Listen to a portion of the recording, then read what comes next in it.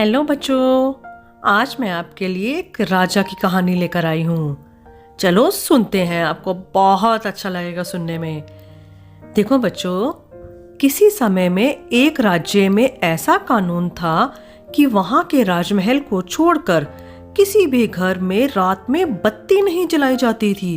कितनी अजीब बात है ना, सिर्फ राजा ही अपने घर में लाइट जला सकता है, बाकी किसी को लाइट जलाने की परमिशन नहीं थी बिल्कुल भी। अब क्या हुआ, पूरे राज्य में एक ही घर ऐसा था जहां यह कानून नहीं चल पाया। उस घर में 3 बहनें रहती थी। ठीक है, एक घर ऐसा था पूरे राज्य में जहां पर वो राजा का कानून नहीं मानते थे, वो अपने घर में बत्ती जलाते थे। बत्ती मीन्स लाइट जलाते थे। अब क्या हुआ था, उस घर में 3 बहनें रहती थी। एक रात को जब राजा वहां का चक्कर लगा रहा था तो उसने घर में बत्ती जलते देखी। वह खिड़की के पास रुककर तीनों बहनों की आपस में होती हुई बातें सुनने लगा। राजा देखने लगा कि देखूं क्या बातें कर रही हैं सारी की सारी। सबसे बड़ी बहन ने कहा, अगर कहीं राजा मुझसे शादी कर ले तो मैं इतना ढेर सारा सूत काटूं कि उसकी पूरी सेना के लिए वर्दी बन जाए। अब देखो बच्चों, दूसरी बहन ने क्या कहा।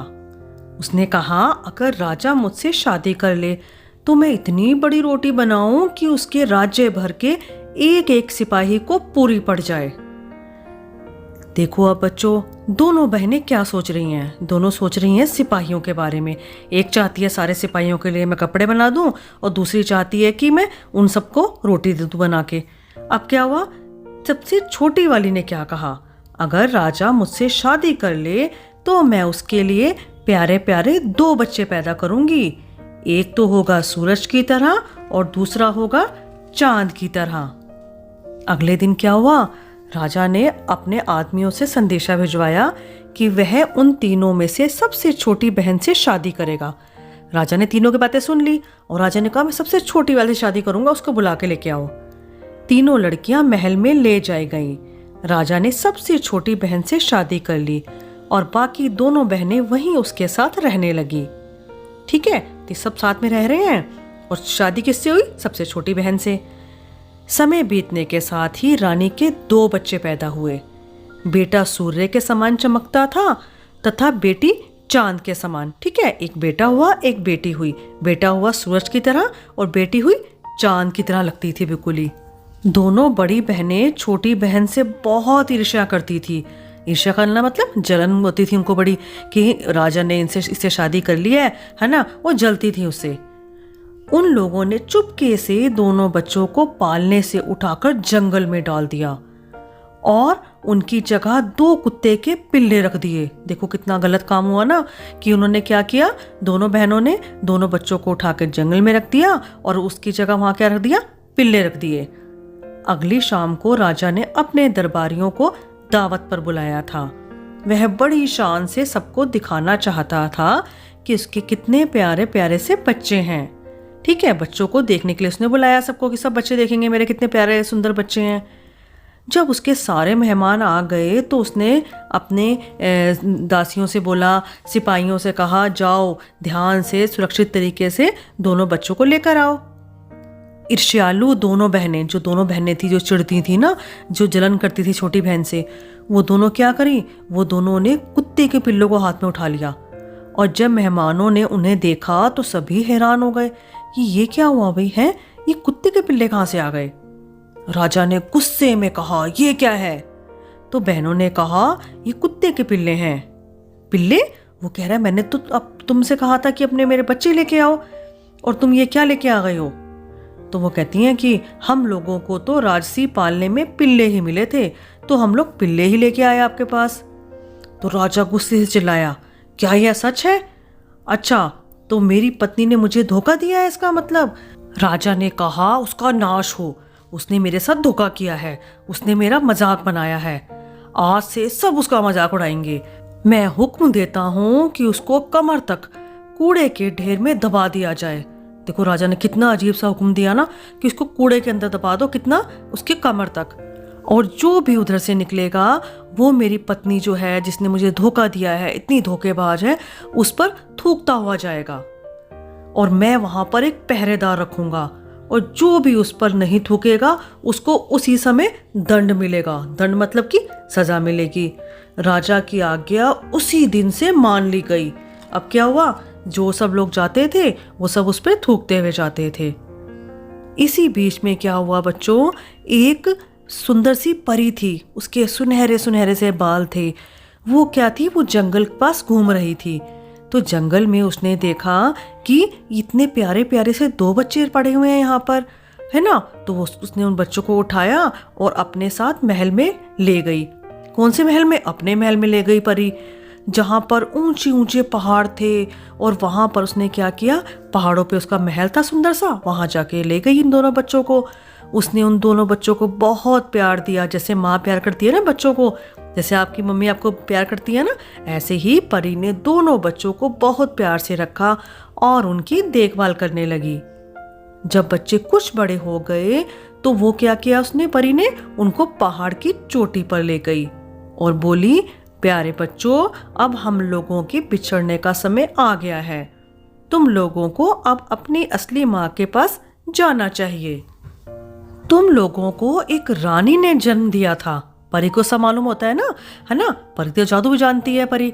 तो क्या है, उसने बताया कि तुम लोगों को, तुम दोनों को एक रानी ने जन्म दिया था, लेकिन उस समय उसकी दोनों बहनें जो थी वो उससे इतना जलन करती थी, उसने उन दोनों ने तुम्हें छुपाकर जंगल में डाल दिया था और वहां से मैं तुमको उठाकर ले आई थी तुम दोनों को।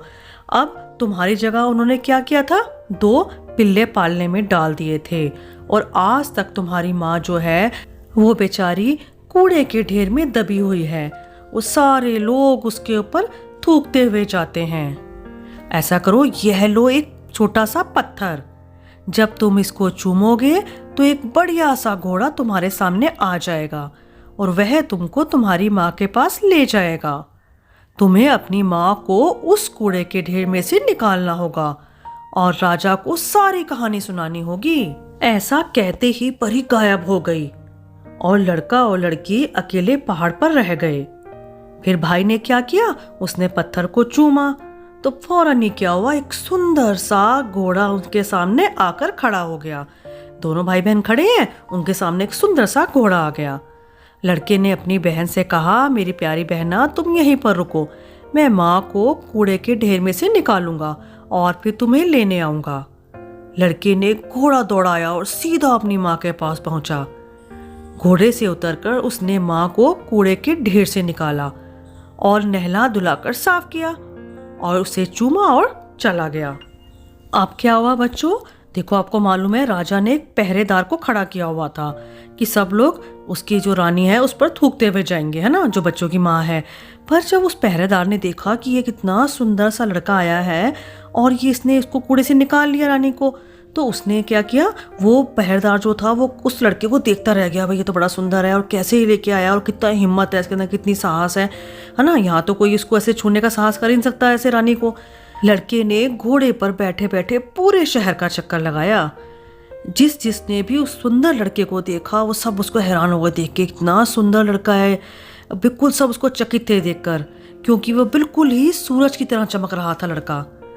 राजा ने जब इस लड़के के बारे में सुना तो उसने उस पहरेदार के लिए एक संदेशा भेजा कि जब वह तेजस्वी लड़का दोबारा आए तो उससे कहना कि राजा उससे मिलना चाहता है। अगले दिन लड़का फिर से आया, उसने माँ को फिर से नहलाया धुलाया साफ किया और फिर चूमा। पहरेदार ने उसके आगे झुककर आदर से सिर झुकाया और कहा कि राजा उससे मिलना चाहते हैं। लड़के ने कहा, राजा से कहो कि जब तक वह इस औरत को वापस महल में नहीं ले जाते मैं उनसे नहीं मिलूंगा। ऐसा कहकर लड़का घोड़े पर चढ़कर शहर का चक्कर लगाते हुए अपनी बहन के पास चला गया। ठीक है, बहन पता ना कहाँ थी, पहाड़ पर थी। जिधर से भी वह गुजरता भीड़ इकट्ठा हो जाती और सब उसको देखते रहते, कितना सुंदर लड़का है। तीसरे दिन फिर से वो लड़का आया और जब वो कूड़ा हटाने लगा तो उसे पता चला कि आज तो उसकी माँ वहां पर है ही नहीं। लड़के ने महल के पहरेदार से पूछा, वह कूड़े में रहने वाली औरत कहाँ है? पहरेदार ने कहा, महल में। राजा ने हुक्म दिया था कि उन्हें कूड़े के ढेर में से निकालकर महल में पहुंचा दिया जाए। लड़का महल में गया, राजा के सामने जाकर बोला, आपने मुझे बुलाया था, मैं आ गया हूँ, मैं आपके सामने उपस्थित हूँ। राजा उसकी खूबसूरती देखकर हैरान हो गया और राजा ने कहा, तुम कौन हो? उसने कहा, रानी को आ जाने दीजिए, मैं सब बता दूंगा कि मैं कौन हूँ और कहाँ से आया हूँ। फिर क्या हुआ, रानी को बुलवाया गया। रानी कौन थी? रानी तो उसकी माँ थी ना। जब वो आ गई रानी, तो लड़के ने अपनी पूरी कहानी शुरू से आखिर तक अपने माँ बाप को सुना दी, मतलब राजा को भी और रानी को भी सारी कहानी सुना दी, परी वाली कहानी भी। उसने उन्हें बताया कि किस तरह से उसे और उसकी बहन को उसकी दुष्ट मौसियों ने जंगल में फेंक दिया था और किस तरह से उन्हें परी ने बचाया और सहारा दिया। माता पिता ने उन्हें गले से लगा लिया, उसको बेटे को ना गले से लगा लिया और खुशी के मारे रोने लगे। उन लोगों ने उसे अपनी बहन को लाने के लिए भी भेजा।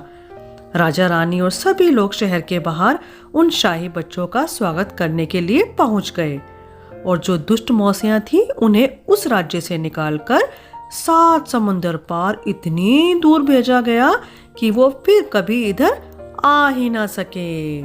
बच्चों, कहानी कैसी थी? बहुत अच्छी कहानी लगी मुझे तो, और अब कल को फिर से कहानी लेकर आऊंगी। ठीक है, बाय बाय।